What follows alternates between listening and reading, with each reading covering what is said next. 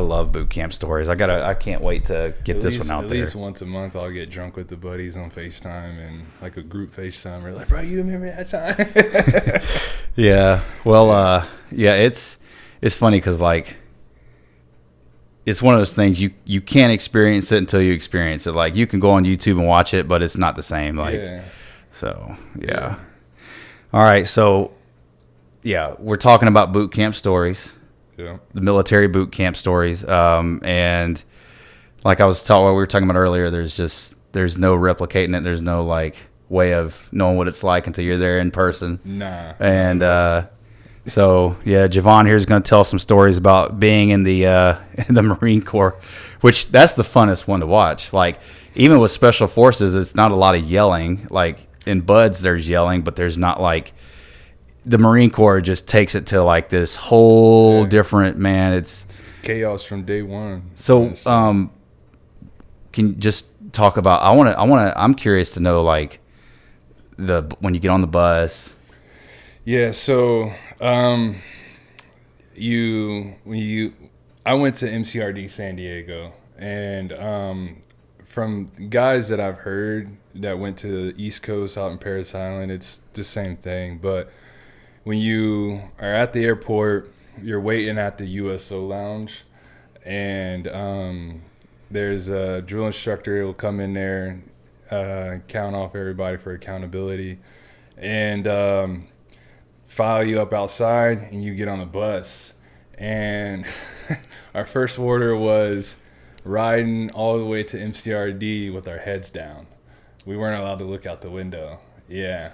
So like hunched over? Yeah, hunched down like tornado drills like back in school, you know, like how long is the ride? I don't know, man. It couldn't have been longer than 15, 20 minutes. Oh, that's a long ass time to have your fucking head down though. Yeah. And there's a couple guys that were dumb enough to look up, you know. Oh, I bet they're sitting there watching a couple guys. Oh, you were one of them? Yeah. Because like I was like, man, they got me double turning somewhere, you know, and stuff. But yeah, God. You got to ride there with your heads down, and then you pull up, and the drill instructor will hop back on the bus, and that's where they give that whole spiel. And he's like, all right, when you get here, you're going to file out in a single file line. You're going to stand on my yellow footprints, you understand? And everybody's like, yes, sir, and stuff. And, so you file out onto the yellow footprints, and you're there in front of the depot doors, and they do that whole spiel of, you know, right here, your boys, when you walk through my doors, your recruits, and then maybe one day you'll earn the title of Marine and stuff. And it's just chaos from day one and stuff. Like, yeah, I was watching the one with the there's this poor guy that's got his is it like a ditty bag, like a laundry bag? Yeah. And this poor guy can't find his ID or something. Yeah. And I mean, they're at these red boxes. Mm-hmm. So is that when you're getting off the bus? No, that's when you're inside and stuff. So, like you'll get inside, and then they tell you your recruiter is supposed to like set you up before you even get to the airport. You're really not supposed to go with anything for real, like, because they view everything else as like contraband. So like the stuff you're not supposed to have, like, you can come with a wallet, but really all you need is your ID, social security card, maybe, I can't really remember, and your little packet, like your enlistment package or whatever it is, like some manila envelope and stuff. But they hunch everybody together like dick to ass tight and stuff, and you got guys breathing on the back of your neck and stuff. I don't miss that. Yeah, and you're like shuffling throughout the halls and stuff, and then everybody goes into this real big room, and that's where they start handing you. It's where they issue you like your camis. In Marines, we call them like your whitey tigers. They call them panties and stuff. You were telling me that. Yeah. You get your laundry bag, And then that's also where you get the time to make your phone call home. And there's like a little script that you're supposed to read from. And even from that moment, you still got drill instructors running down behind you, blasting you while you're trying to like talk to your parents or whoever it is that you're calling. For me, nobody answered the phone. Oh man. And so I was trying to leave a voicemail, and drill instructors were like running behind me. He's like, "Hurry up and get off the phone! You're done! You're done!" Oh yeah. I saw one where And so and then right after that, you're filing through the line, and I think you go to get your hair cut, and in the process of all that is where the first like crazy story happened. So there was one kid, he like needed to take a piss really bad. They would not let him go, and he pissed himself. And he was like maybe 2 guys behind me and stuff, and the whole time just smelling like piss and stuff. And I could only imagine how bad that guy was. But I mean, like we were talking about a few days ago, man, the haircuts are brutal, you know. Oh God, like man, scalping you pretty much. Yeah. Well, it's like, it's funny you mentioned that, because I was thinking about something I didn't talk about with you before, but we had a guy on the bus. So I was in the Navy, and this guy, he same thing, dude. He's like, I have to piss. Someone had on a collared shirt, and they had a white T-shirt on underneath it. They took the T-shirt off. He balls it up. Now I'm in like not the very back of the bus, but I'm pretty close to the back. Yeah. This dude's probably like 2 or 3 seats from the very back of the bus. He balls this T-shirt up, pisses in it, and dude, you hear it. And I don't know if this is true or not, but I'm pretty sure it was a school bus, like a bus. Yeah. They're angled. The ass end of a bus kind of sticks up like at a slope. Yeah. So, did you hear this T-shirt just splat? He throws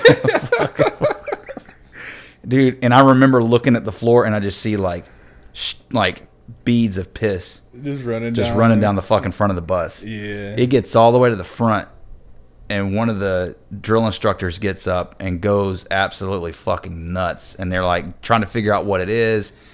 But I had a bad time. I was at MEPS.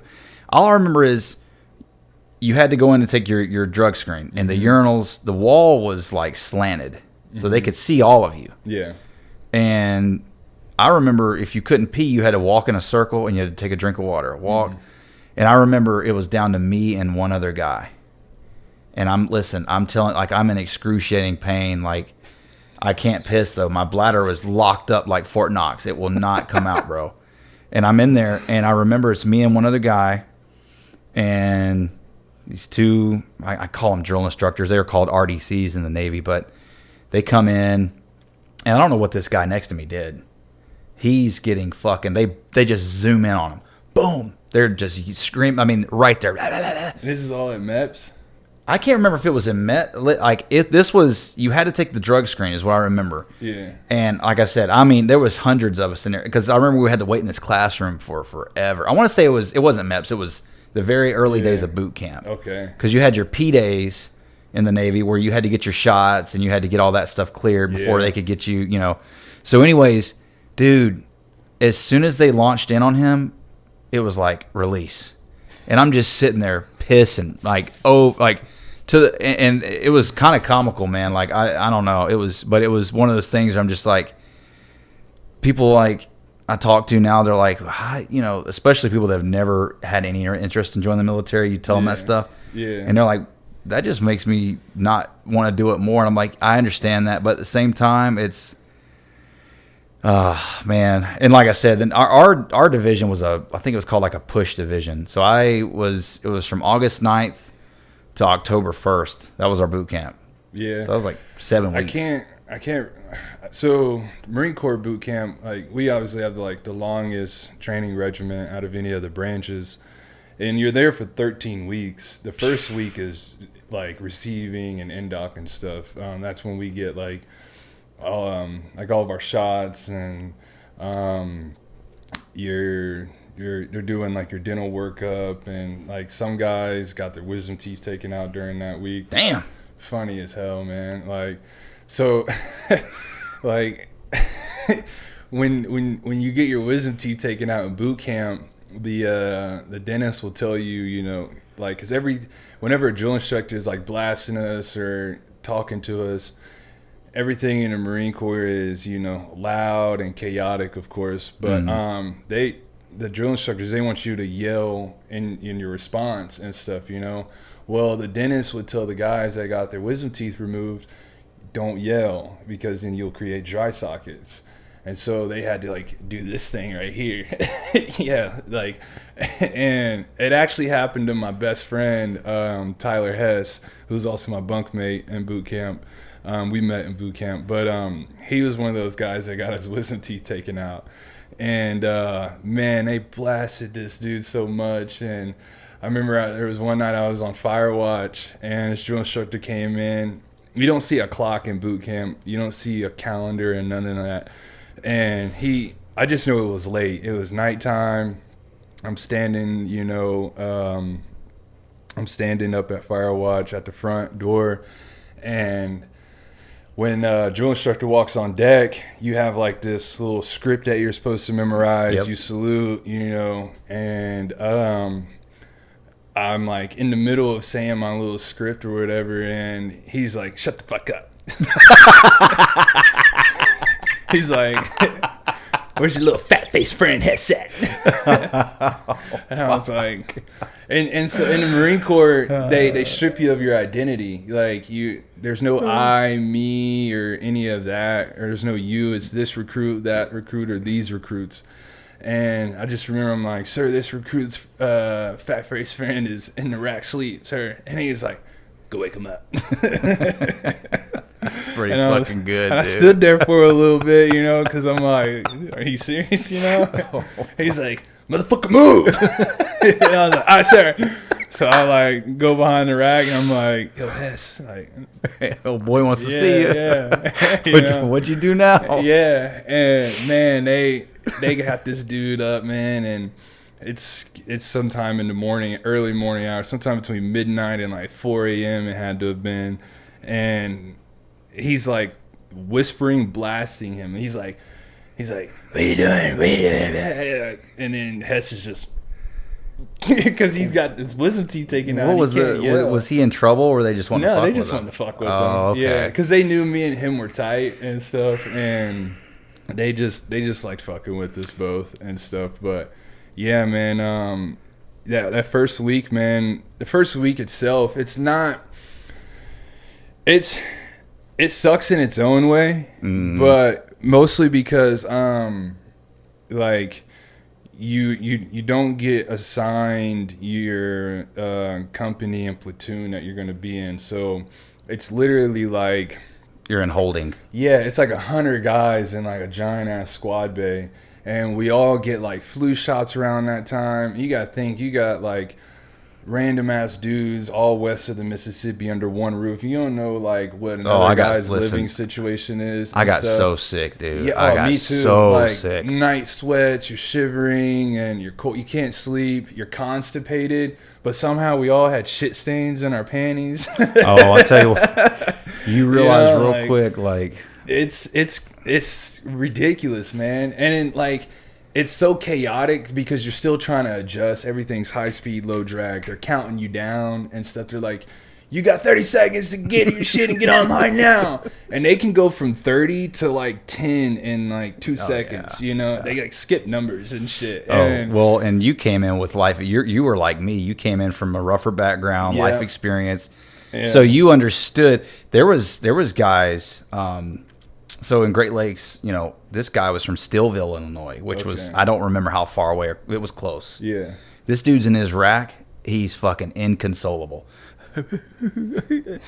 His last name was Hill. This is 2010, so I could probably say his name now. But he was a good dude, man.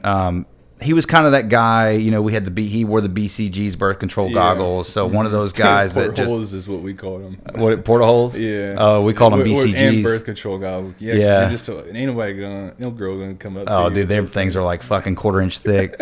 I had LASIK a week before I shipped out. My chief thought I was high. Really? I'll tell you, I'll get into that. But Hill is sitting in his rack, and he's pretty far away from me. Yeah. And I'm like, hey, man.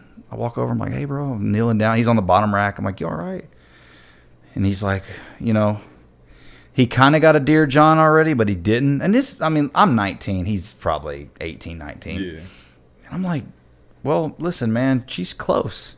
I'm from Georgia. Like, I'm pretty far away. Like, I've never, and I'll tell you what, when I got to A school in that cold, man, I was like, what in the hell is this? That wind whipping through, and like I got in trouble in A school because I put my hands in my pockets and just, I don't know. So I guess we're back on the block, huh? Oh, he was. well, people that don't know, enlisted an officer, and I don't know if it's the same in the Marine Corps, but E7 and above in the Navy, it's all khaki, and then officers wear all khaki. So, an 01 or an 07, you're probably not going to see an 07 very often, but, an 03 or an E9 or E7, they're all going to wear the same uniform. So, like, this guy is wearing all khakis. Yeah. And I'm in A school. Dude, that wind is... And I'm reaching for my Carmex because, dude, my lips, you could have struck a match off of them. Oh, shit. Bro, I'm sitting there, they're bleeding, cracking. It was to the point where I couldn't talk hardly. Like, I had big ass like fissures in my just deep crevices in my lips, man. It was like if you yawned, it was over. Oh, bro, to split my face in half, like something out of a horror movie. So, oh shit. And I hear, hey, and he's probably 150. He's decent far away. And I turn around, it's all khakis. I'm looking at his collar device. I'm like, trying to figure out what his rank is. So I just threw out Chief. And I was told in boot camp, informally, Chief is kind of like, hey, you're giving them, you're going down to the lowest number because enlisted don't like to be called officers. They don't want to be called sir, at least in the Navy anyway. I work for a living and all that stuff. But he goes, I'm a Master Chief. So he's an E9. And I'm like, oh, great. I just hit you demoted him. Well, but, it's like he could have been an 01. He could have been a little snot-nosed ensign. And then, so listen, he put me on a working party for 3 freaking days. 3 days. I'm sitting there. And it doesn't sound like a long time. It sucks, man. But you're doing bullshit work, too.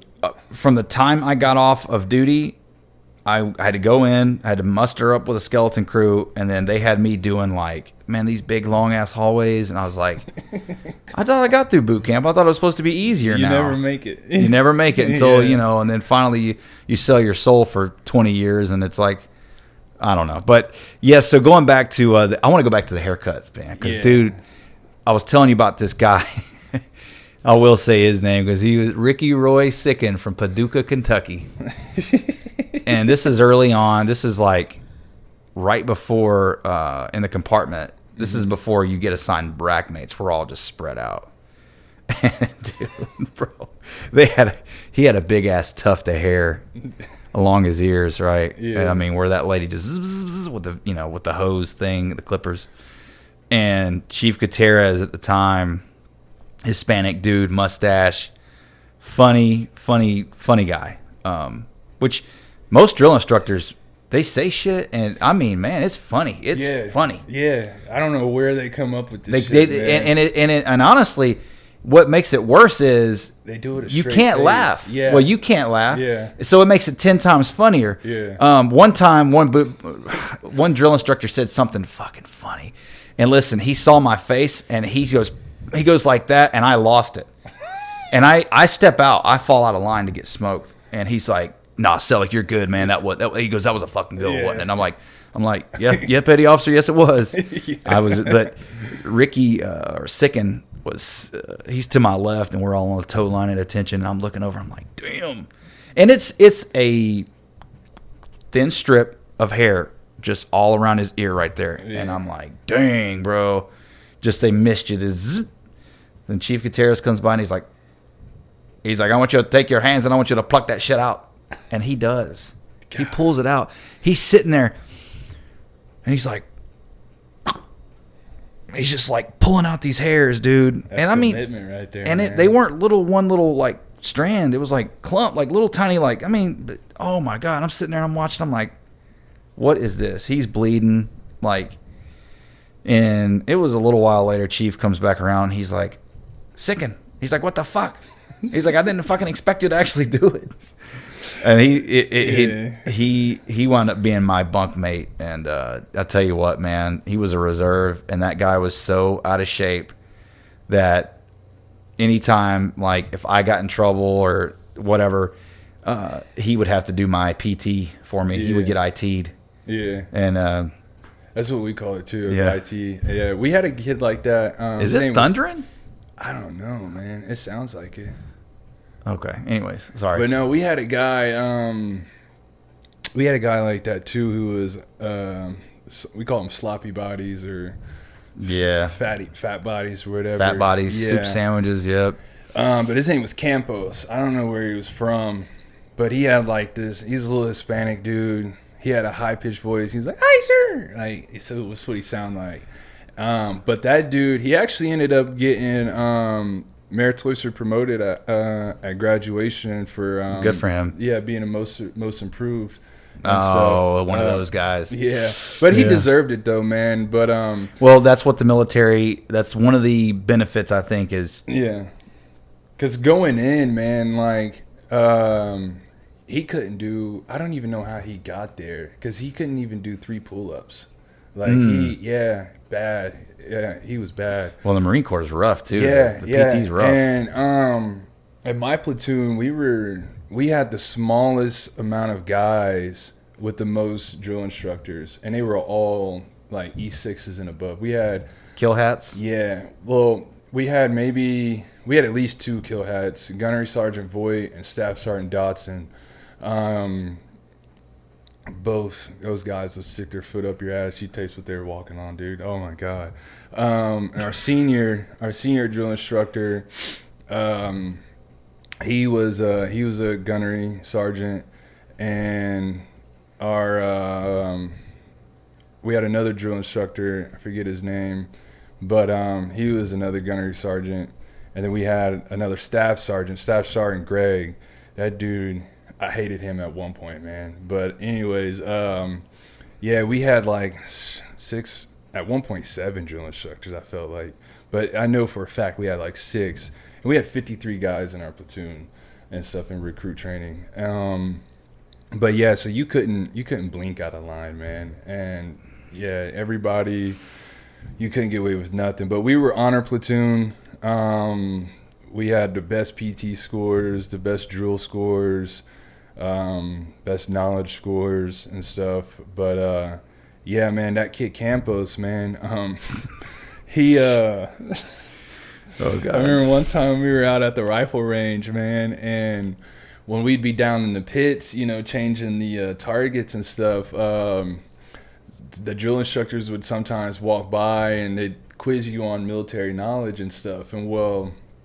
And they came by and they were like, "Campos," and he was like, "All right, sir."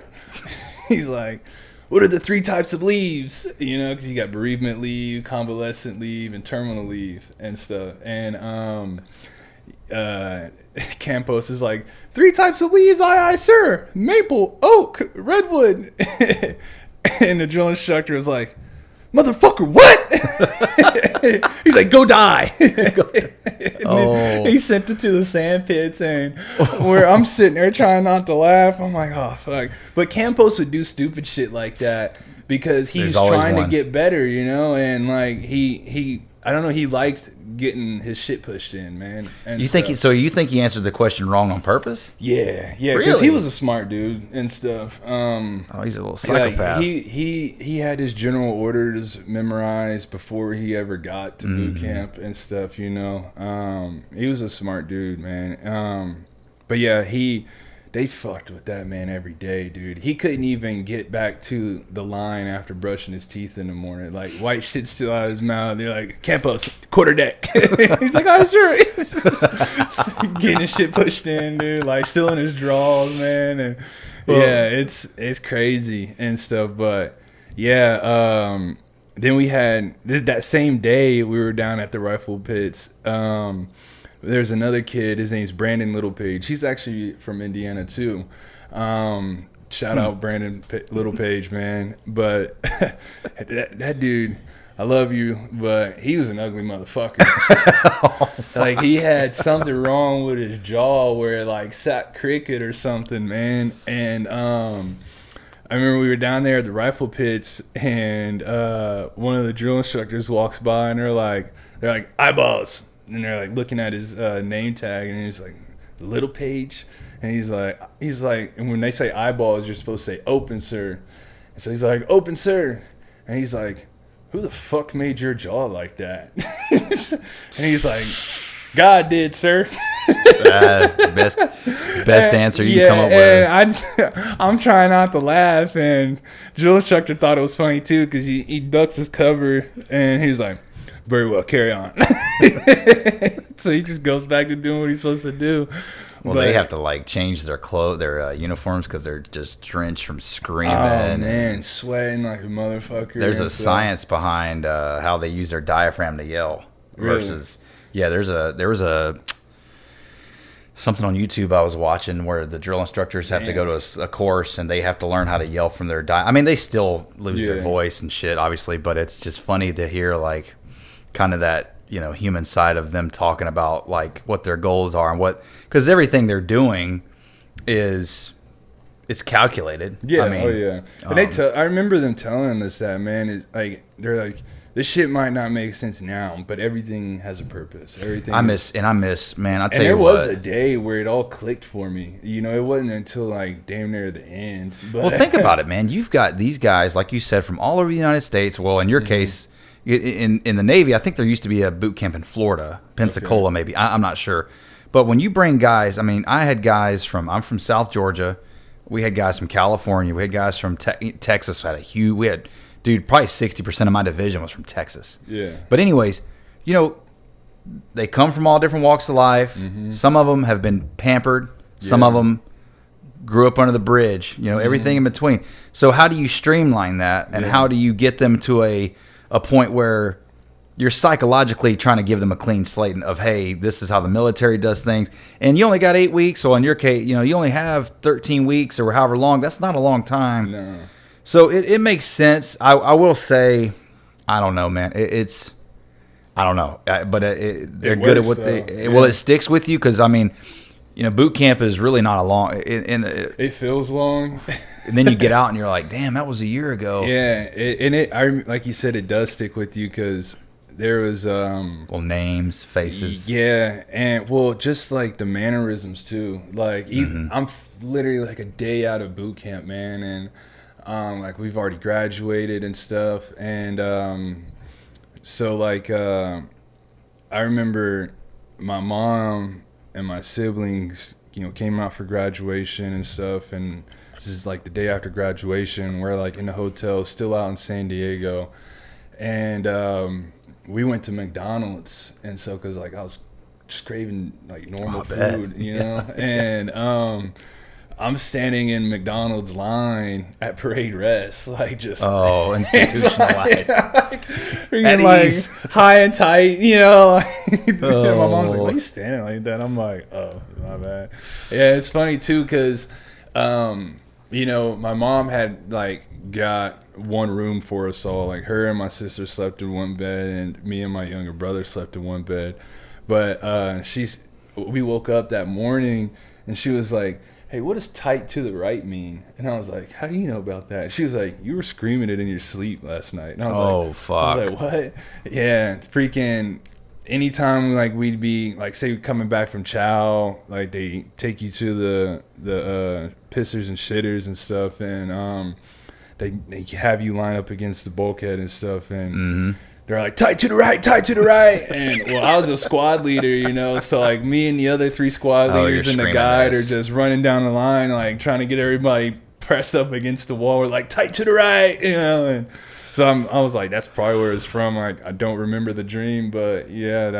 It's funny. I had a dream about this. This is a while ago, but I still remember it. In the Navy, we had red lights at taps. Okay. So they were fluorescent, but they were red. Mm-hmm. And I was the impersonator.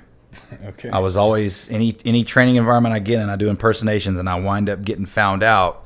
And I'm up there. I could do Gutierrez okay, but I could do our second RDC, my E6, really well. Like I would go in the head on Sunday, which is, we called it holiday routine. It was from like 07 to 1300. You could polish boots, write letters. Yeah, we had something like that too. We would clean for dust bunnies in our rack, and we'd fall asleep and have somebody post up, hey man, wake up, someone's coming. Ours was called drill instructor square away time, and it was only an hour. And that was when guys would like write their letters back home. I didn't have any, get their shit ready for the next day. Yeah, clean a little bit and stuff. But yeah. Well, no, I would go in the head on Sunday, and I'd be like, "Everybody, get the fuck out of here!" Like, and dude, guys would fucking scramble. They'd be like, "Oh, it's fucking Selleck." But I was up there one night after taps. It's probably 10:30, 11 o'clock at night, and damn, dude. I think it's storming. Yeah, it must be. So, long story short, I'm sitting there doing impersonations, man. And we called them red ropes. Mm-hmm. RDCs, they have this red tassel that goes under. Now, if they're in training, they're blue. Yeah. But the OOD, officer of the deck, is out patrolling. Well, I'm in there, listen, doing impersonations. And I see under that red light. So it was just like, probably like your compartment, that rectangular room, bunks, and then you got like, you come in, and then there's the middle of the room, and there's like tables there where the drill instructors would sit and do stuff. And I see her walking. She's trying to sneak up on me. But she goes in the door. I don't see her when she comes in the compartment. And I don't know how the Firewatch guy didn't say, that card you read off. Yeah. I never once had to do that. I had Firewatch one time in boot camp. It's great. Yeah, we had it was like a rotation that we would do. Ours was too. Yeah, but I got chosen. I got picked one. I got told, hey, I got woke up at like 1 a.m. like, hey, you got watch, and I was like, okay. It came around pretty. At least everybody had to do it once. Because like I said, there's only 53 guys. We had a fuck up. What was his game? What was his name? It's over like 12 weeks, We had 88, and then I think we lost 8. Damn. What was the guy's name? He always got in trouble. And he always had watch. They would give him watch. And I loved it because it was like, hey. But anyway, so this chick, I think she might have been like an E6 or an E7, E5. I don't know. I see her going in, and you come in, there's the racks are all around the room, but there's about a 6 or 8 foot long walkway, I guess. You can go behind the racks and stuff. And I see her walking between the wall and the racks, and I see her under the light. And listen, you talk about asshole, just whoop. I stop talking.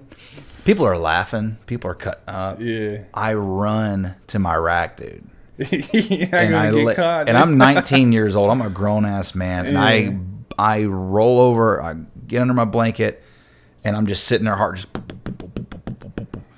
She comes up. She saw you. She knew I was up there. Yeah. But she, like I said, she's trying to sneak up on me, and I saw her under that red light, dude. Bolt to my rack.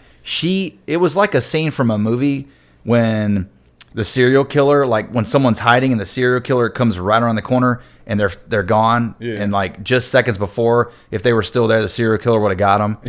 Yeah. She literally, by the time when I got to my rack, it took me 3 to 4 seconds to get in my fucking rack. She was there, but I'll say when I climbed in my rack, she was where I was just standing. She just almost got me. Ooh. She's like, no, she's like, who was just up here?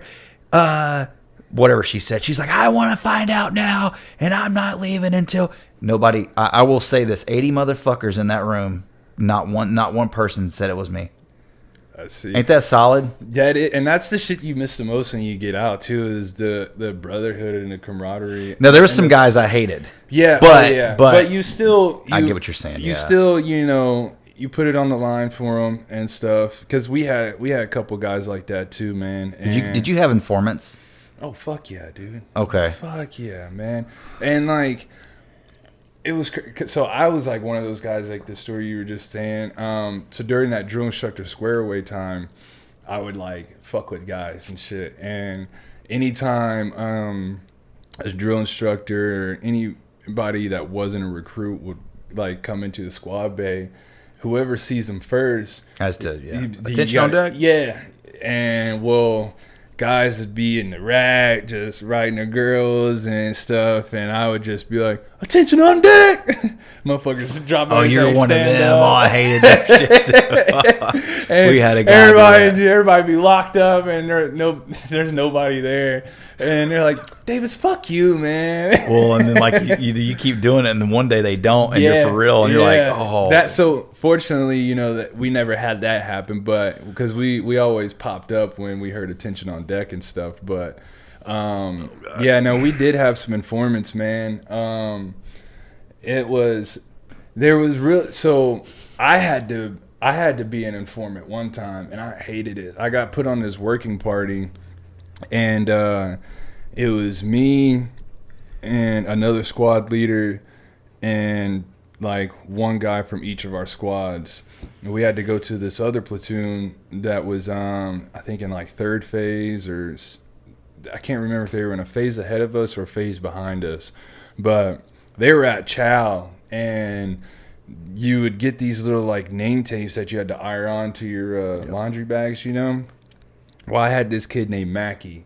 Mackie's a fucking rock, dude. Like there was something wrong with that dude. Cause, like mentally, just slow. Okay. Well, he just was weird, man. Like anytime we'd be online and you had to like sound off and stuff, the dude like turned demonic. He'd be like, "Arr, arr," like weird shit, dude.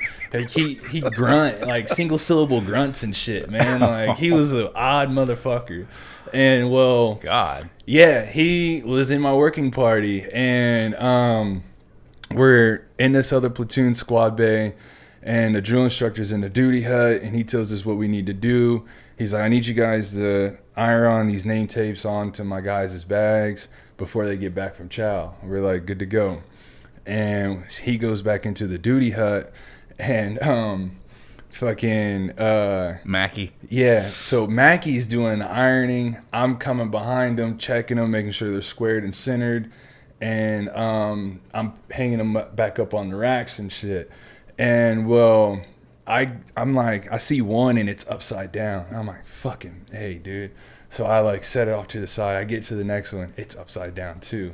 So I'm like, yo, Mackie, come here, bro. And he's like, what's up? And I'm like, you fucking these up, bro. Like, you doing them upside down. Fix this shit, you know? So he's like, all right. So the next one is good to go. Right after that fucking first one, bro, upside down. So I'm like, dude, I'll iron it. Like, just go. Yeah. And then you're gonna get us killed. But well, I should have done that, man. But anyways, man, he probably had about 6 or 7 of them that were fucked up. And the drill instructor comes back and he's like checking the shit, and he's like, what the fuck's wrong with these? And we're all just standing there, nobody's saying anything. He's like, oh, so I guess I'm fucking talking to myself, huh? Yeah. And he's like, who the fuck did this shit? And he's like threatening us and shit. And I'm like looking at Mackie, I'm like, hey bro, like, just tell him, And he's like, sir, it was this recruit, sir. And he's like, okay, eyeballs, ears, and we're all like, open, click, sir, and he's like, how come none of you motherfuckers told me this recruit was stupid? And we had this one kid, he was Italian, and his name was Lorenzoni. And that's an Italian name for sure. Lorenzoni steps up and he's like, sir, these recruits didn't know, sir. And he's like, look the fuck out of my squad, man. He's like, are you motherfuckers terrorists? Were you sitting here to sabotage me? Oh, they always say, yeah, we had a guy named Balbuena, and this is 2010. Yeah. So I don't think even then, because it doesn't seem that long ago, but fuck, that was 14 years ago. But there was something I think legitimately wrong with it. I mean, and I don't say that as in like a derogatory way, but he had something. There was something different about him. But he wound up getting like released from the Navy, and I remember like he would always try though, but you could tell he wasn't. But long story short, I remember he was leaving. He had packed up his sea bag, and I shook his hand right in front of the drill instructors, and they did not like that. Oh shit! Because I basically we were all like waiting to go to chow, and I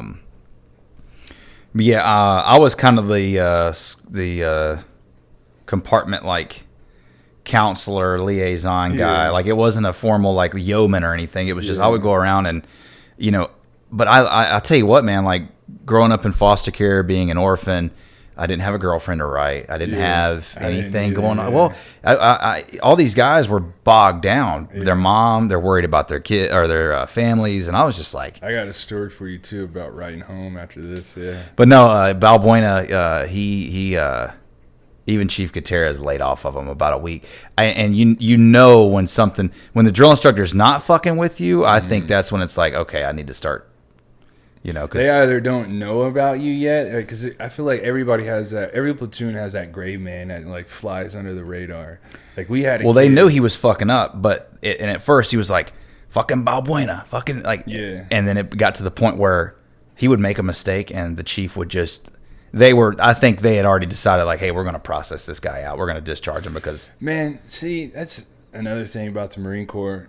Is like when you sign that contract, your ass is there. Yes, they're like, not. There's no. We had a kid try to commit suicide because he got a Dear John letter, and we caught him breaking into the whiskey locker.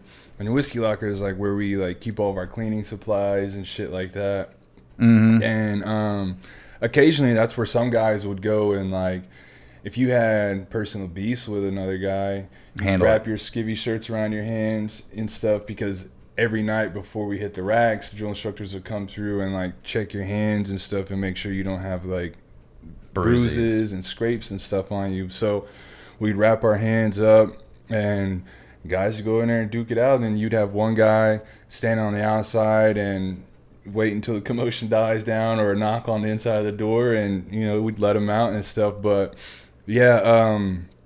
this kid, man, he snuck into the whiskey locker at night. I don't know how, because it's supposed to be locked up.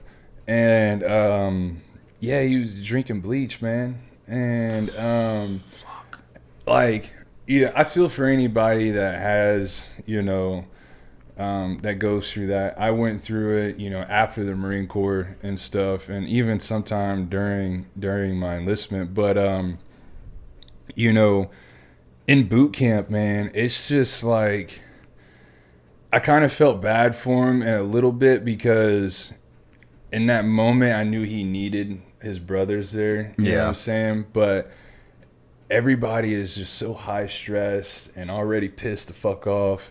And we were kind of like pissed off at him, and I don't know if he thought that was a way for him to get out.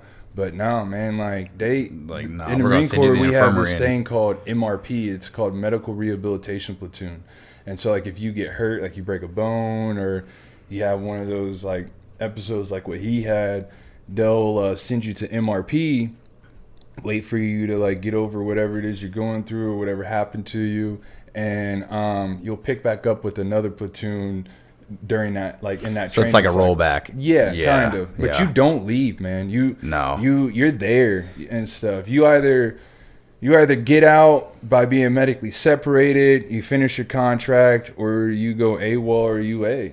And that's, other than that, your ass is theirs, man, and stuff. Yeah. But we had to move his bunk up to the center of the squad bay at the front.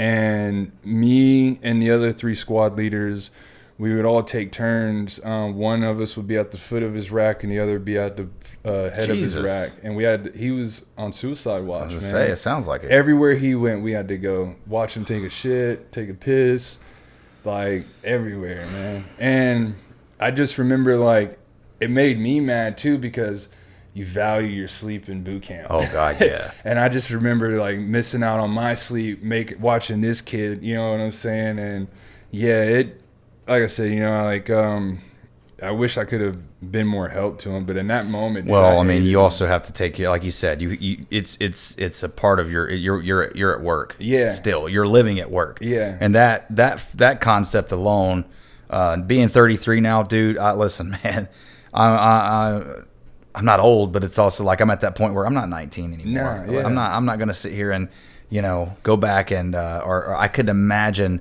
having to. Hey, it's like, okay, I got to take care of this guy now. Yeah. I don't mind doing that, but at the same time, it's like I want to do it on my terms, and I want to help. Exactly. I love helping people. Yeah, I think helping people helps us because Yeah. it gives you.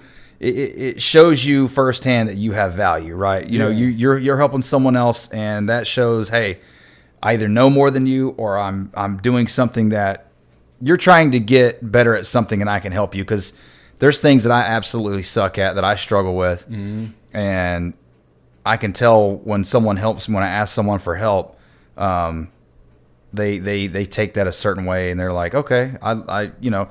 But in boot camp, it's almost like you gotta, but then you get forced into like a section leader role, and you're. It's funny you say that, section leader. So because when I got to infantry school, so I went in as a grunt, and when I got to infantry school after boot camp, how we picked our squad leaders and guide was the combat instructor came in here and he was like, "Who here has ever been arrested?" A couple guys raised their hand. They're like, "Who here has ever been arrested for assault?" And then like the hands kind of went down a little bit. A couple other hands stayed under. Like, all right, those are your squad leaders and your guide. You guys got a problem with them? Take it up with them.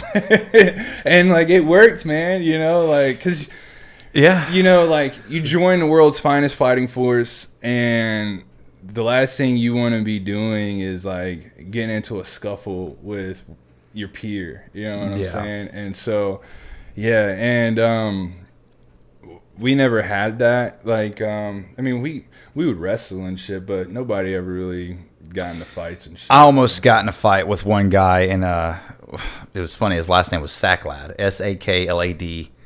Timothy Sacklad. Chief called him Sack of Shit. And he was this dumpy. He looked like just like a junkie, just nasty, pasty looking dude, and he had a smart ass mouth, man. But it wasn't. I can deal with that, but he would say shit that like offensive. Like he would find out something about you, and he'd say it like something crazy, and then he would be like, "I'm just playing, man. Fine." I'm like, "Oh, I was passing out laundry. I was on laundry detail. I'm passing out." We call them blouses, our fucking shirts. Yeah. I'm passing them out, you know, and there was no. I'm looking around I'm looking in the fish bowl. There ain't no fish. There ain't no RDCs in there, and I'm like, hey man, hey bro, listen. I said, I think everyone here is fucking tired of your mouth, man. And I was like, I think you need to shut your mouth. Yeah. And he's like, what are you gonna do about it? And I was like, so I had like my little thing, my cart thing. I pushed it over, and I was like, ain't nobody in here, man. I was like, yeah. And he was like, and then so like 3 guys step in. Dude, we're like 2 weeks away from graduation. Yeah. And that was the only time I had a problem. I got along with everybody. I was respected by everybody. And I also respected most of the people in there that I was with. Even like the people that you could just tell, like they were just totally out of their element. Oh yeah, like sickened. Man, this dude was like a hippie stoner guy, the one that had the fucking had to pluck his hair out. Hey, I want to get into my favorite thing I want to talk about, man, and I did a lot of this in boot camp, was pranks. Oh yeah, bro, dude. So this wasn't really a prank, but and it's funny because I tell this story to a lot of guys that went, you know, through boot camp and shit. But my buddy Tyler Hess. And it's crazy how many people don't believe us, but if we would have gotten caught, dude, it wasn't a prank. So as I mentioned before, you don't see a clock, you don't get a phone call, you know, any of that shit. Well, but every Sunday, your religious services came around, and they would usually keep the chapels unlocked and stuff. Don't ask me why. I don't know. But somehow, and I can't remember if it was me that came up with this idea or my buddy Hess. But my buddy Hess had a girl back home. He ended up getting a Dear John letter. And he was going through it, man. And well, he needed to talk to her. Snail mail just wasn't doing it. She wasn't writing him back. None of that shit. And one of us came up with the fucking bright idea. We never got caught. One of us came up with the bright idea. We were going to sneak out of the squad bay at night, and we were going to go over to the chapels and stuff. And the chapels had a phone, dude. Oh, okay. Yeah. You know what I thought you were going to say? You were going to say you snuck her on base somehow. No. I was like, oh, shit. No. Okay. Yeah, Anyways, no. I'm sorry. I've snuck girls on base before, but I've had them in Boot camp's a whole while. Yeah. Boot camp. That's like, dude, like you said, lockdown like Fort Knox. You're not getting it on or off. But yeah, no. We snuck into the chapels, man, and during boot camp. Yeah, it's like. How was that? So how did you get out? Through a window? No. How did you get out of the bay? Like the building you were in? So it would only be on nights where a guy that was at the front post fire watch, we would make sure, it was somebody that we were cool with. Yeah. Wasn't an informant type guy. And we would wait until our drill instructor was in his rack in the duty hut. I gotcha. And so this would take place at like 2-3 hours in the morning type stuff, and the chapel was really like maybe like a half a block up from us and stuff. But yeah, we would just like on some recon shit. I could just see you guys sneaking around in the shadows, roving patrols, probably. And like we had a story too, like if anybody like caught us, like what we were doing out. And you gotta have a story. Yeah, so yeah, and I would be his lookout guy, and one night we almost got caught, man. How many times did you do this? At least like 3 or 4 times. Oh shit! Yeah, okay. Yeah, but we did that, and then we also forged some double rats tags, man. What is that? So double rations. So like guys that came in underweight, they would get these little like red tags, and when you go through the chow hall line, you would show the chow hall worker your little arm tag, and they would give you extra food. Well, in the Marine Corps, like they count you down to eat too, and you gotta like inhale your food pretty much. You don't really have enough time to eat and stuff, and you're getting your shit pushed in all day, every day, man. And I got a fast ass metabolism, Yeah. And I just remember being hungry all day, every day. And so we took advantage of that drill instructor square away time one time, man. And me and Hess, man, we came up with the idea to like make these little double rats tags, and I got pretty good handwriting, so I could like forge shit, I made it look like print, and stuff. And me and him, we were pretty big, and stuff. We're going through the chow hall, we're both just like double rats. And these chow hall workers, again, not to like knock on people that have mental disabilities or anything, but most of them aren't all the way there, Or they don't give a flying fuck. Yeah, they're like, okay. And so they're just like, they look at it and it's just like, boom.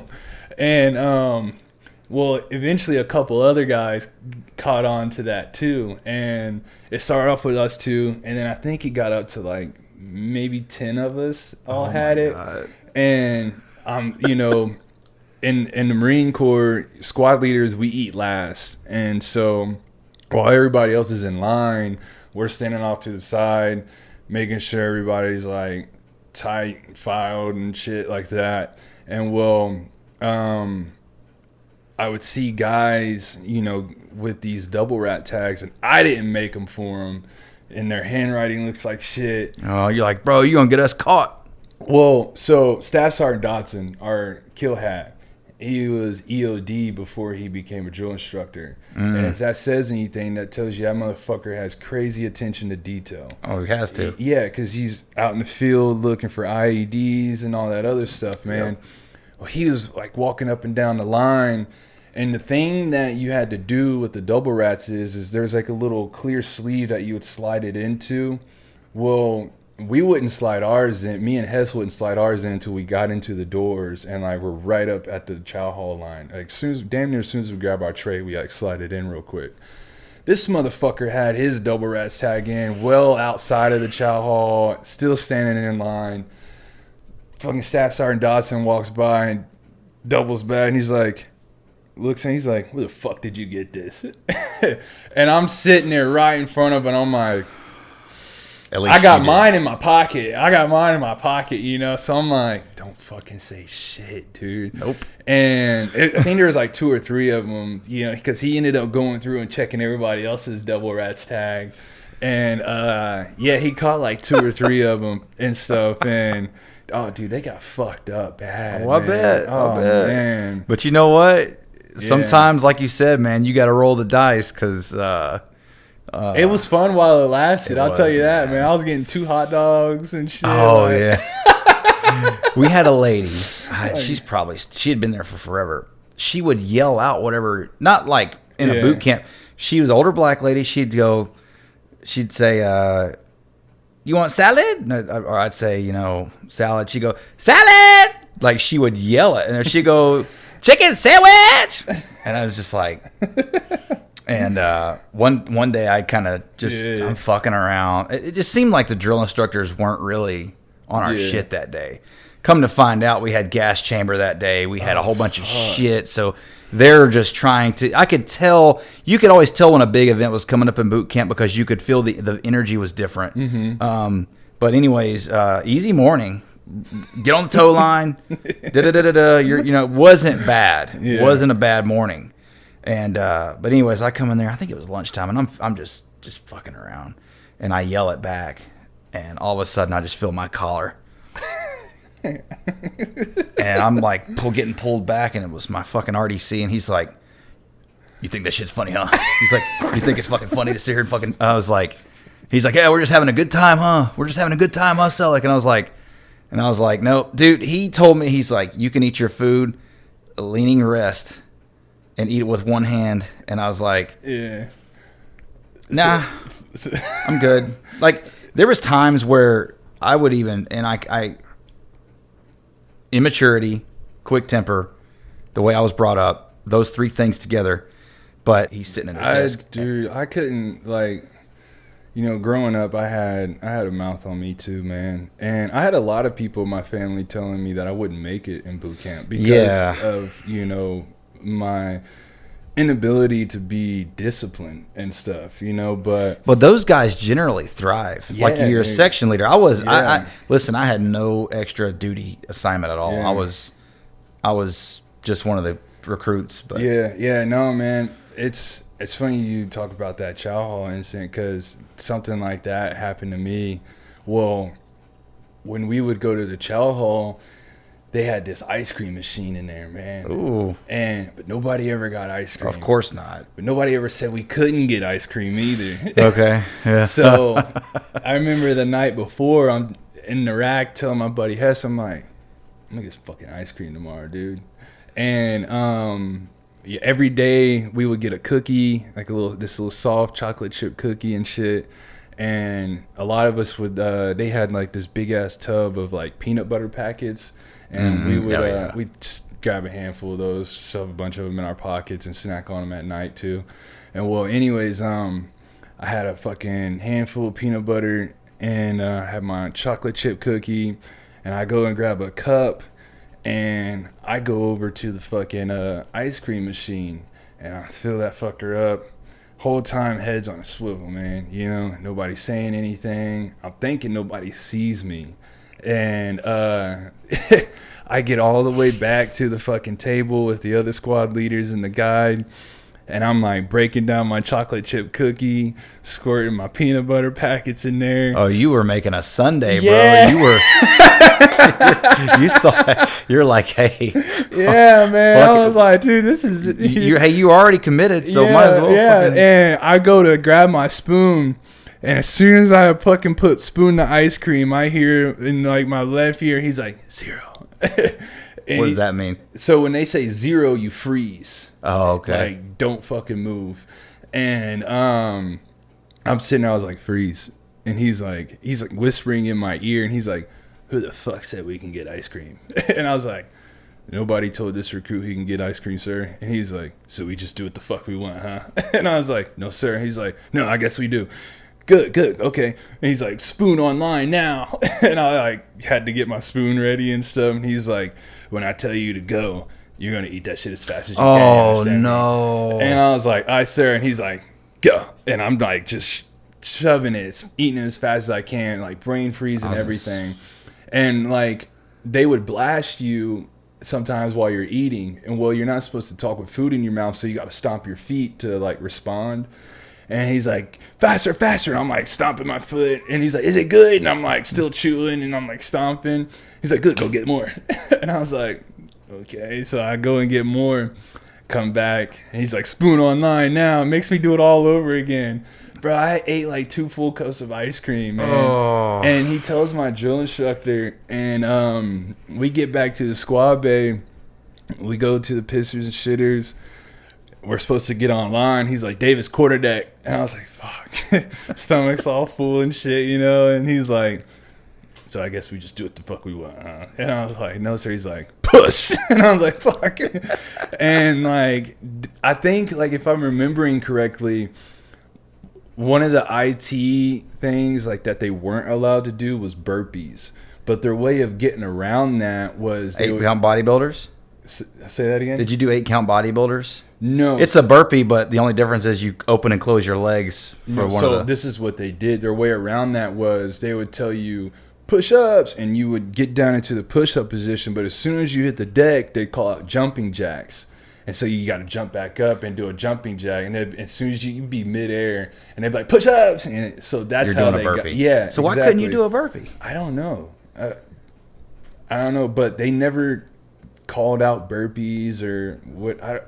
That's baffling to me. Yeah, I didn't know that. Same. But like, yeah, I threw up on the quarterdeck. I bet you do. Oh, dude. Because when you told me that story, I knew he made you eat it fast because he's gonna fucking hurt. Oh man. But then he told you to go back and get more. I'm like, bro, now they're gonna fucking smoke you. Yeah. And dairy. I never touched ice cream again, dude. Like, even it's funny too, because like even after you do the Crucible and you get your Eagle Globe and Anchor, they have what's called a Warriors breakfast, and that's where they let you eat in peace. You can eat as much as you fucking want. I still didn't go to that ice cream machine. Like, nah, bro. I'm like, nah, bro. 0. Yeah. You're like, no. He came up out of nowhere too, man. And I'm just like, he like, probably watched you. Yeah. When you even turned your body to head towards the ice cream machine, he's like, okay, let's see what this let's see what this guy's gonna do. Yeah. Watch me breaking down my cookie and everything. We had a guy, and it's just crazy. I remember the Calvin Russo. I don't remember. I took a fucking can of Gillette, bro. Oh, shit. And I will say they gave us nice razors. Yeah, we had shitty razors. Gillette, like Mach 3, the blue and orange one. No, we had like shitty little dollar store razors, dude. Like, man, I had to get a no shave chit. Well, no, they wouldn't give me that. I still had to shave, man, but I would get like razor bumps and shit, man. Well, I use, now that I know a lot more about shaving, you and I both have beards, but I will use like a Cremo shave cream. It goes on clear, and it's like almost like a slick, like oily cream. Yeah, but I don't use like Barbasol I use Barbasol, but I use a safety razor. Yeah, safety razors are nice. Yeah. But this stuff was blue. It was a gel, and it lathered up, and it would shoot out a few feet. You know what I'm talking about, like a little stream. Yeah. I filled this dude's boot up. Shit. I filled this guy's boot up with this shit. I mean, and it had the button on the bottom, so you could it would get the extra air out. So and I remember you had 8 minutes, because I remember our first day. He said, "There's 88 of you motherfuckers. You got 8 minutes." Shit. And then you had starboard side go first, port side, whatever. Yeah. Dude, this guy comes out, and I remember this was the perfect day to do this. He comes out, and he's throwing his boots on. And fucking And they're like Bates, 8-inch, you know. Yeah. Dude, fucking shaving cream just comes oozing up out of over the sides. It was like 3 or 4 of us had did this and I feel bad now. I would not have taken it that far because that fucked his boot up, I'm sure, on the inside bad. And I wouldn't, being older and more mature now, I wouldn't want anyone to do that to me. But dude, there wouldn't getting screamed at. I remember there were like blouses and shit floating, socks floating in the water because like people were trying to hurry up and get out and dry off. And dude, he comes out and he looks down and I just see shaving cream come out everywhere. And the drill instructor goes, my E6, he's like, what the fuck? And he's like, who the fuck did that? And he's like, well, you got fucking shaving cream in your fucking boot. And he's like, I don't know. And like, he doesn't even like get onto him for not, you know, saying, I don't know, petty officer. He's just like, I don't know. Yeah. And he's like, go on the fucking dude. He's sitting there. This shit is all over the fucking compartment floor. Like, I felt so bad now, but. And then we had one of my more innocent ones. We had this guy named Robert Weekland, big dude, probably 6'2", 6'3", but he was big. And he slept on the top rack, and you would have to iron your stuff. Yeah. And the squirt bottle, you know, it had that dial, and dude, that thing would shoot like 25 feet. Oh, I believe it. You know those like cleaner bottles you get? You can like turn it to like a stream. Oh, bro, it'll spray like 20 feet. Well, I'm shooting them from like 4 racks away. I'm just backing, and it would go over. And I finally got it to where I got it like zoned in where it would hit him right on the blanket. Yeah. And he kind of looked. I forgot to say Weekland was also fucking dumb. So I do it again, and he's looking around, and like I did this like 6 times. He jumps up and he's like, he gets up on his rack and he's on his knees and he's like touching his ceiling, and he's like, "Hey guys, the fucking ceiling's leaking." And I'm like, "What the fuck?" The ceiling's got to be dry because I didn't hit the ceiling. So I do it a couple more times, and he's like, "What the fuck?" He's getting mad. we would do stupid shit like that to guys too, except it was with our canteen bottles at nighttime. I think you were telling me this. We would go around and like we would just like pour like canteen like our water on guys while they're sleeping and shit, and like scurry off and hide somewhere and shit. And fucking we did it to that Mackie kid I was telling you about. So Mackie, man, we would fuck with him a lot and stuff, and because he just got everybody fucked up and fucked with and shit, man. And yeah, one time he woke up and he was all like doing his little single syllable grunts and shit. Who did that? What? And shit. And we're ducked off in the corner laughing and shit. Or we'd make it back to our rack and like act like we were sleeping and shit and stuff. But yeah, no, we fucked with Mackie. But yeah, no. When I was telling you earlier about guys crying and stuff, like, you know, so I had a moment where I was crying in boot camp too. Yeah. And you know, because I was young when I went in, man. Like I graduated high school early. Mom signed for me to go in at 17. I didn't have a girlfriend or anything, but yeah, man. So I didn't get mail for like the first 6 or 7 weeks of boot camp, and I was like writing home too. Mm-hmm. But the reason I didn't get mail was because there just so happened to be another Aaron Davis, and not in the same company. He was in a different company, but somehow he was getting all of my mail. Oh, yeah. God. And so I'm like getting my shit pushed in every fucking day. Not hearing back from your family. And I'm just like, damn, man, like maybe nobody cares about me. Yeah, that type of shit, you know. And well, listen. But it's a tough environment. It is, yeah. And I think that's what they want, to completely overwhelm you. Mm-hmm. And then, like you said, they want to break you down, strip you of who you were before, and turn you into what they want. They do a good job of it, man. Fuck yeah. The Marine Corps, I was actually just watching, I think Valhalla VFT is a former Green Beret. The Marine Corps is the only branch that has met or exceeded their current recruitment retention. Mm-hmm. Air Force is very weak. Navy and Space Force are weak. Yeah. So Air Force is really struggling. Yeah, I mean, it's crazy, man. I think that the Marine Corps is one of those branches too, man, where it's distinguished. Yeah, I think so. You hear a lot of guys if they want to get in the military and they're gung ho, you hear Marine Corps a lot. Yeah, yeah. And so just to come back to Mackie, well, I finally get my fucking mail during mail call, and I'm like hyped, you know. I'm like, oh shit, Oh, yeah, yeah, I it's a got highlight, mail, yeah. you know. And it's just like a backlog of all this mail from my mom that, you know, I had been missing because it was getting sent somewhere else. Well, anyways, Mackie, his name gets called next, and my drill instructor recognized his zip code, our senior drill instructor, and he's like this real big black dude, and he was like, who the fuck he like calls out the name, who's the sender and stuff, and he was like, Mackie, who is this? And he was like, is your sister from like Jersey or something like that? And he's like, yes sir. And he's like, your sister getting fucked by them big dick West Indian motherfuckers and shit. Holy crap, dude. And everybody's just like trying not to laugh. He's like, I know about this zip code. I know about those guys. He was like, your sister like black guys? And Mackie's just like real uncomfortable. He's like, you got pictures? Oh. Yeah, you know, and damn. Mackie's just all like, you know. Oh, he probably doesn't even know what's going on. Yeah. He's probably like, bro. Yeah, nah, Mackie got fucked with so much, man. And Yeah, we had a few guys like that. And like I said, we had, for the most part, it was, I tell you what, man, when I got to A school, it really, I remember I got an iPhone 4S, white iPhone. I had a black one and it wound up getting broke, so I got a white one. And dude, I remember hearing they would play music periodically throughout boot camp.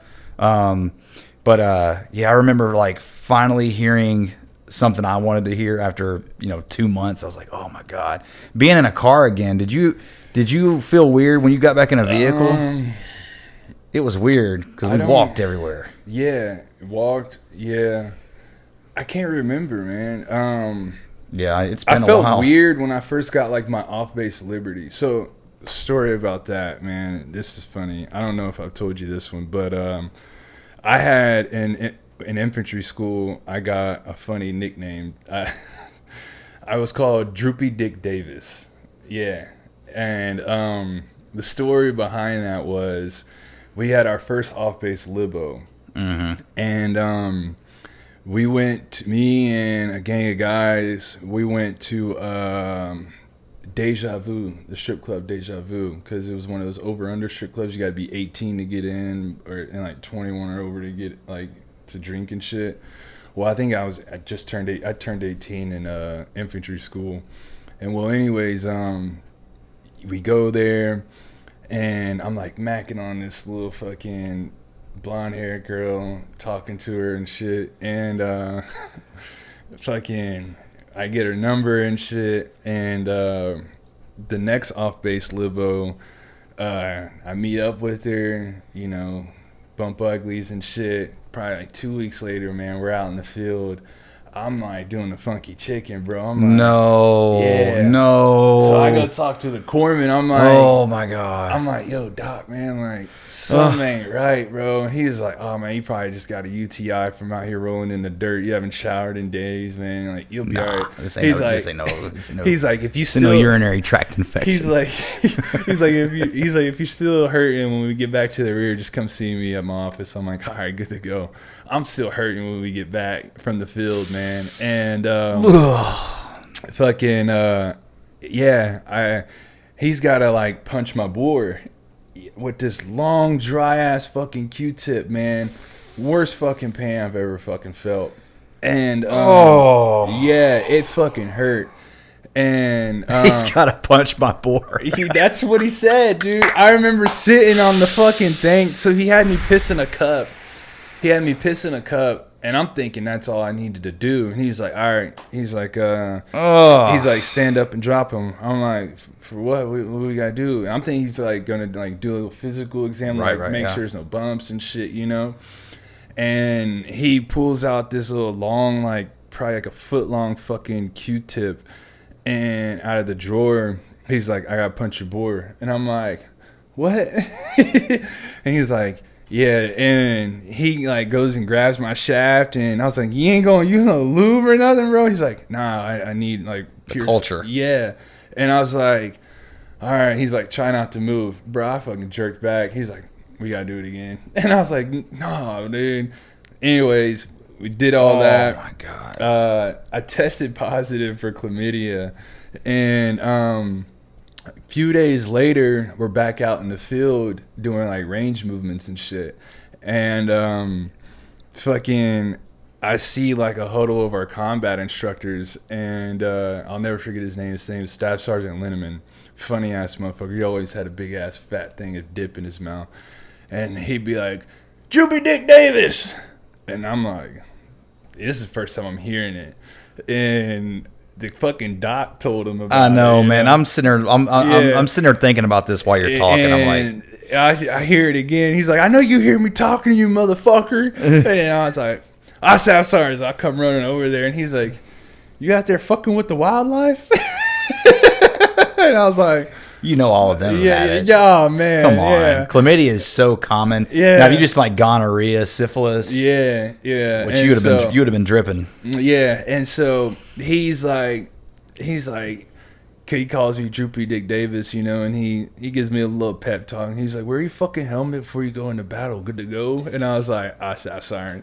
You know, and this motherfucker got me again, though, man, because it's graduation from infantry, SOI, infantry school. And he's like, he gets the warrants, you know, like our little certificates and shit. And he's like, "Droopy Dick Davis." And I'm standing there in formation. I'm like, this motherfucker, dude. Like, step out, turn, so I can walk up there, grab it, shake his hand. He's like, "Don't be fucking with the wildlife. Good to go." I was like, "Put your helmet on." Yeah. I was like, this motherfucker, dude. Well, but yeah, no, that nickname lived with me for like the last half of infantry school, man. Like, everybody called me like Triple D or Droopy Dick Davis and Triple shit. D. You know what though? That's not too bad, man. Nah, there's far worse out there. Yeah, and like, she was hot though, dude. I'll give her that, man. Well, and that was like the first tell I had. What's that? Like, what's that? Wide is the path to heaven, or something. Everybody, or wide is the gates to hell, or something. Yeah. Everybody, you know, you're not gonna, you know, the ones that are. Yeah, I know. Yeah, trust me, man. Man, and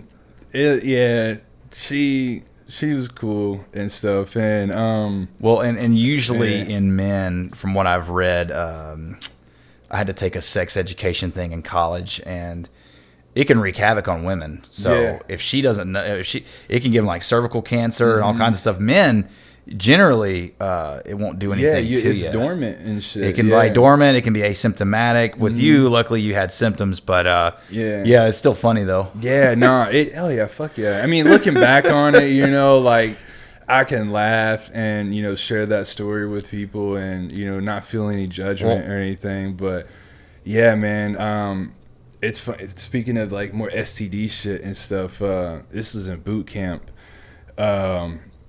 So every night before we would hit the racks, drill instructors come around, check on us and stuff. And there's these two guys next to me and my buddy Hess. And one of the guys' names, I got two stories about Masterfield. That was his name, was Masterfield. Well, Masterfield, he had a chapped lip one time. And he split it, and it got infected, and it ended up getting like really big, nasty fucking scab on it.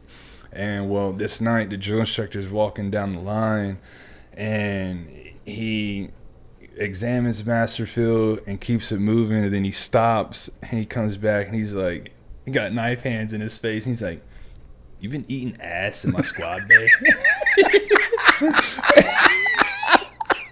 And I'm like, me and my buddy Hess are all locked up, and we're trying not to laugh, dude. And Masterfield's all like, lips all stuck out. He's like, "No, sir." He's like, "Don't fucking lie to me, boy."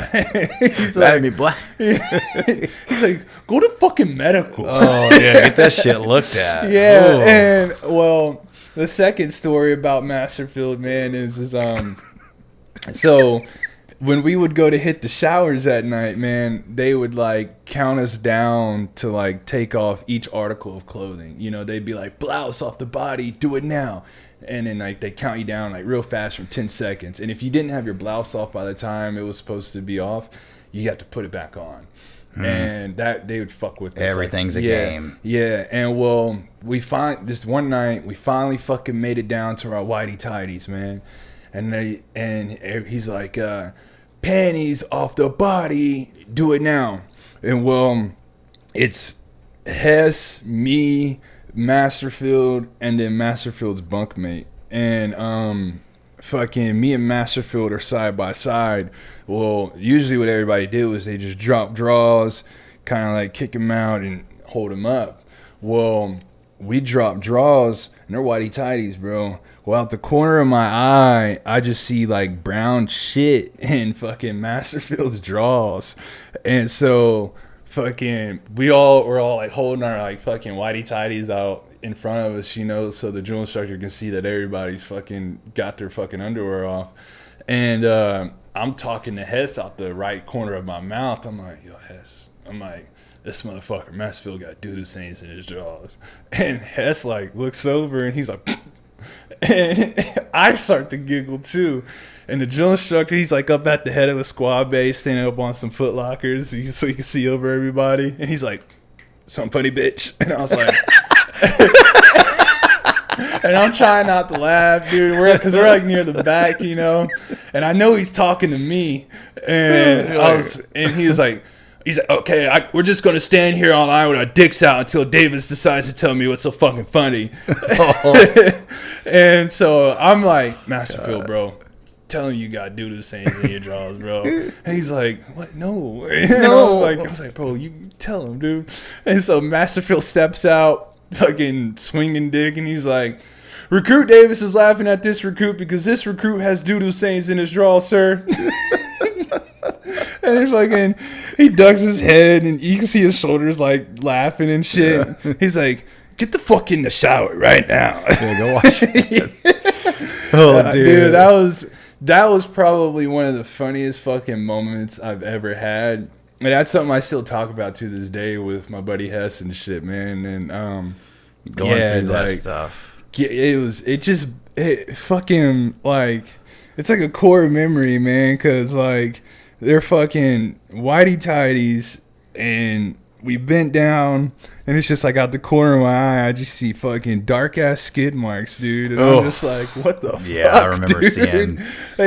But like I couldn't fault him though, because like you got rushed when you were trying to take a shit, you know. Well, see, yeah, you couldn't wipe fucking efficiently. Talking about going to prison or anything now, listen, I tell people, like, COVID really hurt me. Yeah. The only reason it hurt me was because of toilet paper. Yeah. Listen, I am an absolute fucking fanatic about my asshole being clean, man. I mean, and it's funny. Well, we grew up dirt. We grew up, my family, my mother, was very ill. My dad had already been dead for a while, so my mother was disabled. So our hygiene growing up was just terrible, and our house was always filthy. And so it's just important. Like, I don't mind my house getting messy, but, I will use a lot of toilet paper, man. So will I, man. But they're white too. Yeah. I think. Listen, I don't know, man. It's almost like a. It's unavoidable, but you're hot, you're sweating. Yeah. And I don't think he was. I mean, now you will see some, and you're like, bro, did you even wipe at all? Did you even do a pass? Yeah. But no, listen, man. Boot camp in and of itself is just its own animal. Like when you were talking, and you and I were talking, and we need to get the fuck off here. Your wife's gonna be mad at you. Well, and I gotta piss. But should I tell that one story before we go? Which one? I told you about the turning on the vacuum, where that one kid was still in the shitter, and man, I don't think I told you this. So we as I was saying, squad leaders, we counted everybody to go into the shitters and stuff. There's no doors on these stalls, man. Really? Yeah, we didn't have stall doors on the shitters. And there's 53 of us. And when everybody's out of the restroom, we count off before we move elsewhere. we got 52 motherfuckers. But before the drill instructor would count us off, he'd be like, is everybody present accounted for, talking to me and the other squad leaders? And we're like, we're good to go, sir. And yeah, he's like, all right, count off. 52 motherfuckers. He looks at us. He's like, count off. Again, 52 motherfuckers. We're missing a guy. So we're like, who the fuck's missing? I run into the shitter room, bro, and there's still a motherfucker on the toilet. He's got like the squirts or something, dude. So I'm like, dude, get the fuck up now. Well, the drill instructor made his way back there real fucking fast. He's like, oh, fuck no. Blah, blah, blah. Everybody get the fuck in here right now. I don't know how he did it, but he piled all fucking other 52 of us into this one stall. Dude's still like on the shitter. Yeah. And he's like, when I tell you to, on a count of 3, you're going to inhale deeply and turn on the vacuum. You understand? And we're like, what the fuck, dude? So, yeah, he's like, 1, 2, 3, turn on the vacuum. And like, we're all in unison, like, and it fucking sounds like a vacuum cleaner, dude. And bro, I never wanted to fucking motherfucker up as much as that moment there. Well, I'll tell you what, man, you get stuck on the toilet with some bubble guts or something. It's almost like you don't want to get up. Yeah. You're like, dude, I want to get up. I want to, but you know, in boot camp, I wound up using the restroom in the middle of the night. I would just, I'll tell you one funny story. I got one more after this one too. Yeah. His name was Chris Murray, Petty Officer Murray, but we always called him, you know, but he was the one that the middle RDC, the E6 dude. He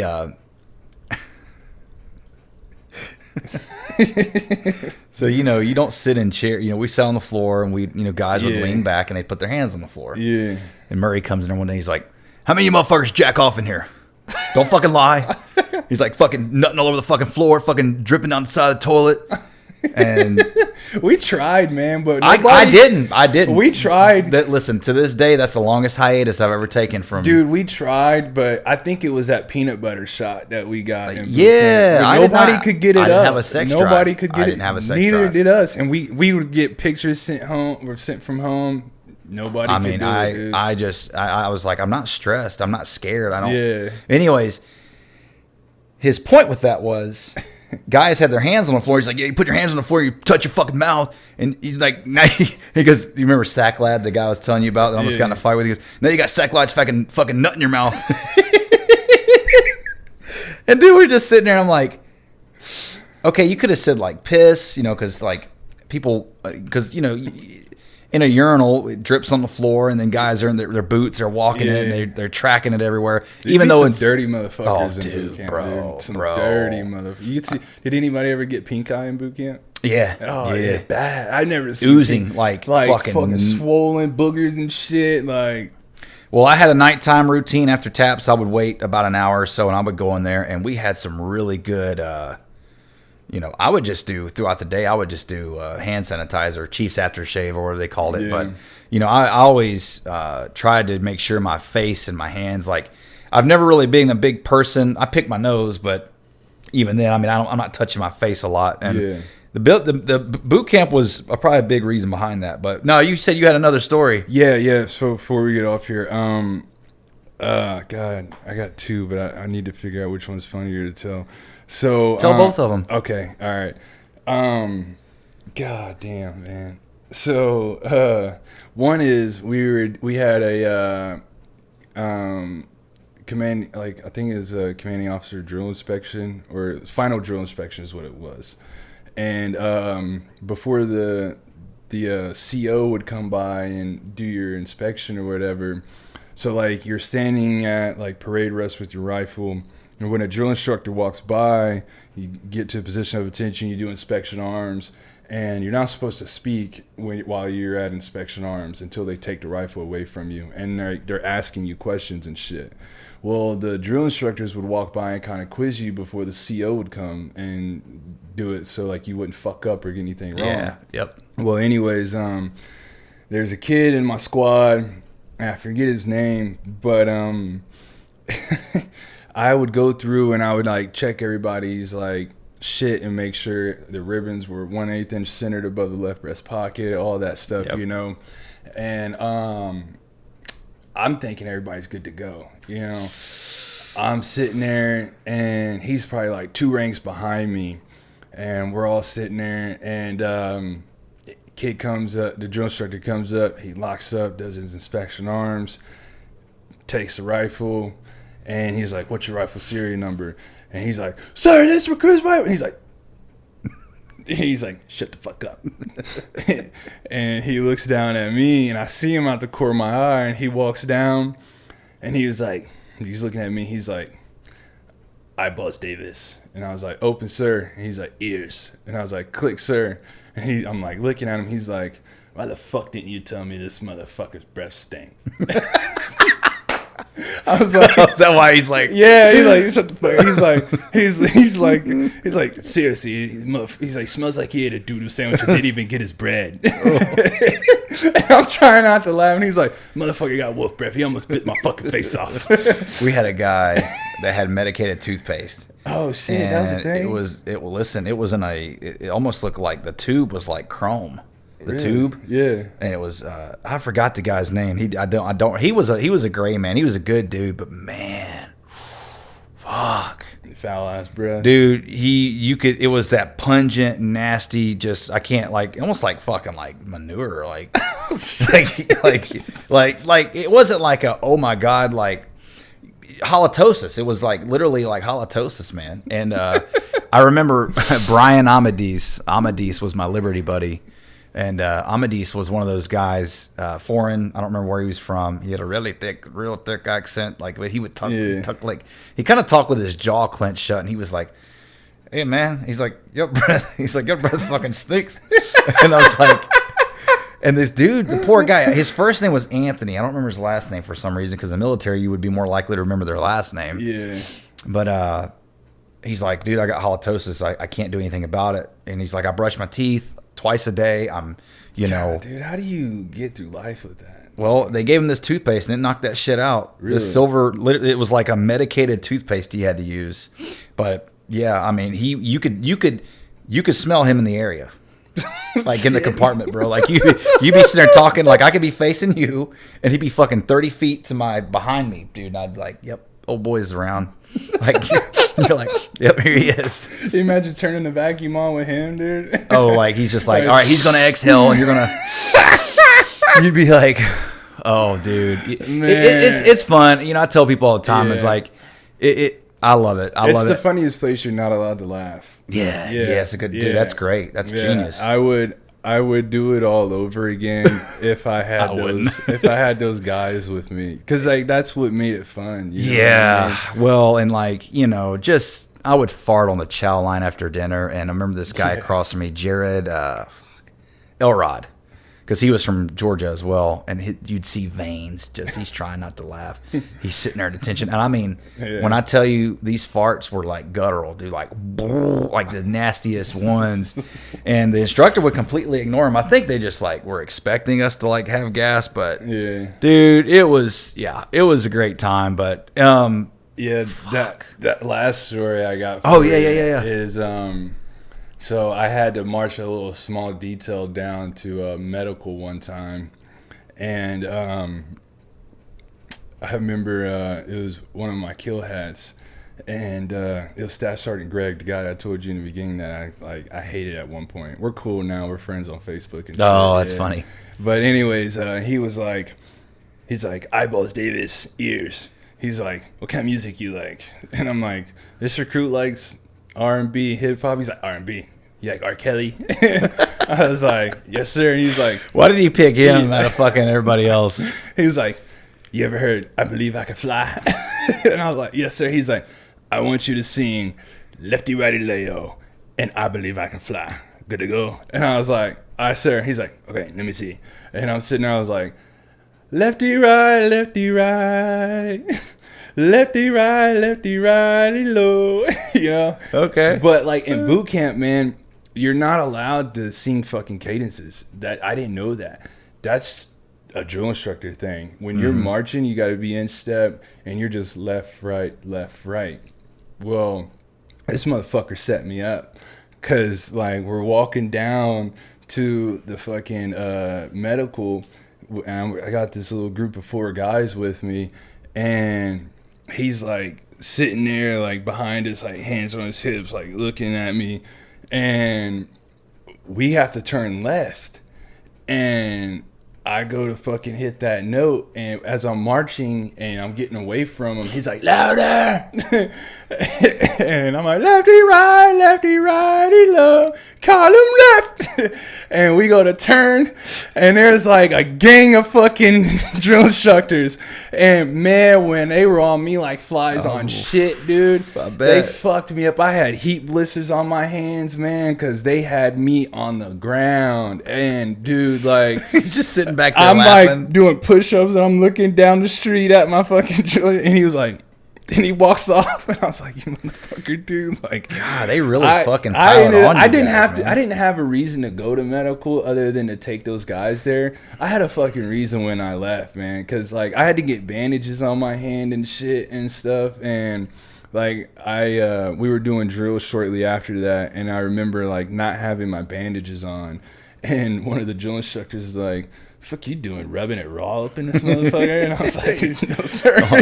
Doing push-ups. Yeah, on the fucking parade deck, man. Like, hot-ass asphalt. Because I was out there in San Diego from, like, June 3rd to, like, August and stuff. So it was, like, peak summer and stuff. Yeah. Well, yeah. I tell you what, man. It sounds like you don't get a fucking break at all. No. But Now we had a guy almost die too. Like, I don't know how he got in. He lied about his asthma, but yeah, we have guys do that shit too. Yeah, he was blue and purple in the face, man. And he said he said it felt like he was breathing through a coffee straw. You told me this story. Mm-hmm. We had a guy that had a little bit of a quarter of an inch or half an inch section of his collarbone missing, so the bone wasn't touching. What?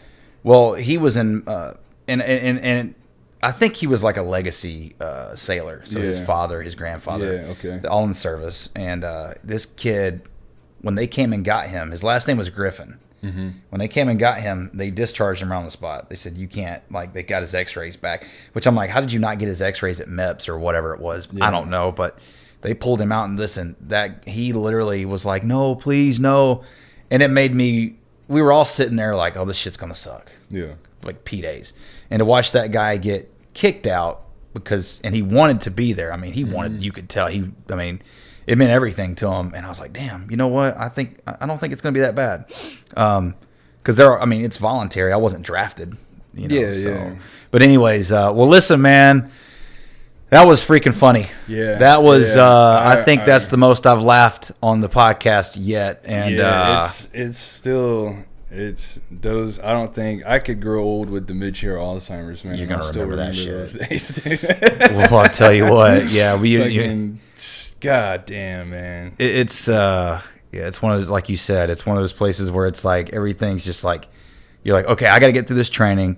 I want to have fun. I want to be myself. And you're young. You were 17. I was 19. I had just turned 19, and I'm like, you're full of testosterone. Mm-hmm. You're still stupid. You're immature. Yeah. And then you're just eager to fucking do the right thing and please them and shit. Like, so you're like, but then you can't please them, or they're playing a game. You're not gonna do anything right and stuff. Yeah, no. Yeah. I got fired from my squad leader position like several times.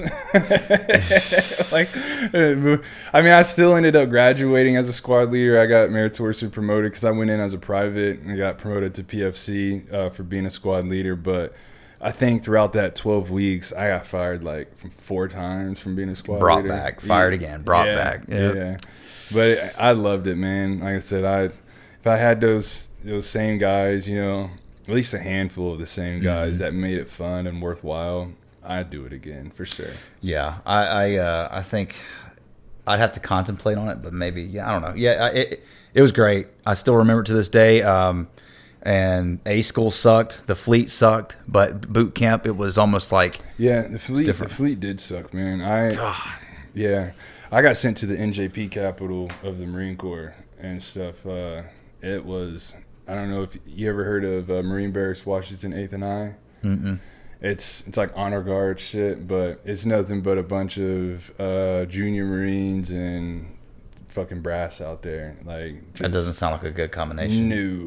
No, not at all. That's where I got my first NJP at for underage drinking and shit. And but hey, shit happens, man. You know, shit happens, and you're here today to talk about it. And I always think when I go through something shitty, I always think back. I always think when I get through this is gonna be a good story. Yeah. Oh yeah. Yeah. And one of that's like you said, when you're going through something shitty, that's one of the lessons I still apply to this day, even after the Marine Corps. Is our motto is embrace the suck. Yeah. Like it's like that this too shall pass. You know? It's like eventually you'll be home in your bed, your rack or whatever, and it'll be behind you. And you make lifelong friends, like you were talking about Hess. I mean, you got friends that, I've still got guys from the Navy to this day that, like I said, we were there for 7 weeks, 7.5 or whatever it was, and we still talk. I mean, not very often, but I see guys now. It's crazy. I see guys now. One buddy he's like an 02, 03 now. He's a Mustang, so he made it to chief. Enlisted. Yeah, he made it to chief, made it to E7, and then now he's an officer. I don't know what his rank is. And then another guy, Javi Fernandez, super squared away, older Hispanic dude.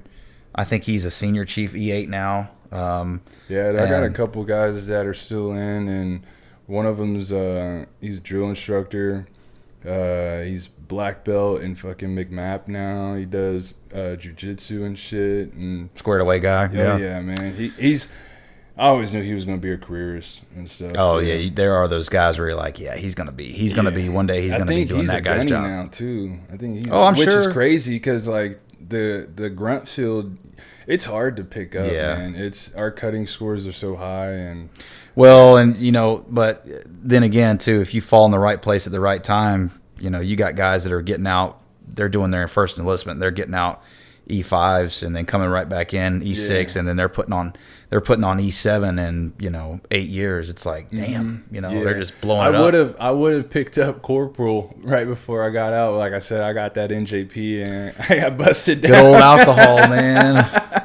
Yeah, I got busted down, man. Yeah, they don't play. No. Well, I mean, hey, shit, dude. It happens, man. It happens, but I feel like there's some guys will sit there and tell you, man, you're not a real Marine until you either go on your deployment or you get an NJP and shit. The Navy used to have, I think it was an official. I don't know if it was official, and I'm pretty sure it wasn't. But you did not put on chief until you went to a captain's mast. Yeah. So, anyways, that makes sense. I mean, now it's like you want to be. Squeaky clean. You want to get your good cooking medal. Yeah. It's almost like they're like, oh my god, how dare you? And get all those and shit, and I didn't really care about those. I mean, I did, but then again, I don't know. It's towards the end there. I don't get me wrong. Marine Barracks 8th and it was an honorable assignment. I was with the body bearer section, which is we were tasked with carrying our fallen brothers out at Arlington National Cemetery. That's it was real humbling, because like I said, I signed up to do 03 grunt stuff, and that could have been me in one of those caskets. Absolutely. So I did that job with pride, and I loved it, man. But God, it was fucking hell and stuff. Yeah, it sounds almost like a heavily scrutinized. I mean, which I get it. Yeah, it's a cult too. I mean, rightfully so, though. You know what I mean? Because they're not just going to they're not going to allow any kind of No, you got to fit a certain criteria. There's a strength test you got to do to get in, and the Marine Corps, we're also the only branch that has 6 men under the casket. All the other branches have 8. And we're also the only branch that does a final salute when we get to the resting spot. So we'll hold the casket up for several seconds before we finally lay him down and stuff. So you gotta and when you're walking through section 60,